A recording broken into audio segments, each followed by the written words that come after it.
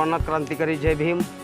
उद्या 1 मे महाराष्ट्र दिन आणि विशेष कामगार दिन। डॉक्टर बाबासाहेब आंबेडकरांनी ह्या महाराष्ट्रातील श्रमिकांना व कामगारांना न्याय हक्क मिळवून देण्यासाठी जो कायदा केला आहे, गरिबांना ESI, PF, ग्रॅज्युटी हे सर्व कायदे बाबासाहेबांनी कामगारांसाठी, दीनदलितांसाठी, श्रमिकांसाठी केलेले आहेत। त्यामुळे मी 1 मे महाराष्ट्र कामगार दिन यानिमित्त सर्व महाराष्ट्रातील कामगारांना हार्दिक शुभेच्छा देतो।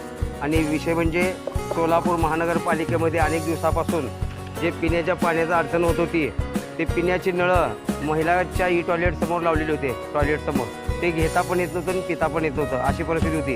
परंतु तसंसुद्धा ह्या इथल्या कर्मचाऱ्यांनी, ज्येष्ठ नागरिकांनी तिथलं पिण्याचं पाण्याचं प्यायला चालूच केलं होतं। परंतु आता काही दिवसापूर्वी ते पूर्ण पहिला मजला, दुसरा मजला, तिसरा मजला हे पूर्णपणे पाडकाम चालू आहे।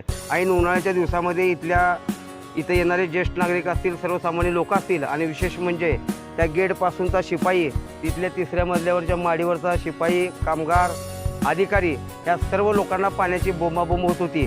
त्या अनुषंगाने आपण प्रजापिता सम्राट अशोक सामाजिक संघटनेच्या वतीने माननीय आयुक्त साहेबांना पत्राद्वारे आपण त्यांना विनंती केली की बा ह्या असल्या कडाक्याच्या उन्हाळ्यामध्ये एवढं तापमान 40-45 तापमान असताना काही अकोल्यामध्ये या ठिकाणी बाकीच्या ठिकाणी उन्हामुळे लोक मेलेले आहेत।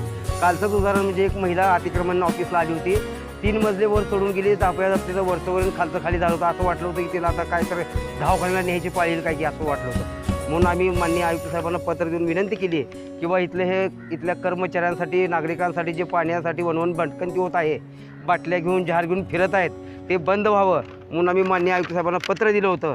त्या अनुषंगाने माननीय आयुक्त साहेब, माननीय लोकरे साहेब आणि माननीय पेंढारकर साहेब यांनी आपल्या पत्राची दखल घेऊन आपल्याला ताबडतोब लवकरात लवकर हे पाण्याची व्यवस्था करण्यात येईल असं त्यांचं आपल्याला लेखी पत्र सकाळी प्राप्त झालेलं आहे। त्या अनुषंगाने आपलं जे उद्याचं आंदोलन होतं, गळ्यामध्ये बाटल्या अडकवून पालिका प्रशासनाच्या ह्याच्यात उभं राहायचं, पण माननीय लोकरे साहेबांनी हे सकाळी बोलून पत्र दिले आणि लवकरात लवकर इथल्या कर्मचाऱ्यांसाठी व जनतेला पाण्याची सोय करण्यात येईल असं त्यांनी आश्वासन दिल्यानंतर उद्याचं जे आमचं आंदोलन आहे ते आम्ही रद्द करत आहोत। जय भीम, जय भारत, जय संविधान।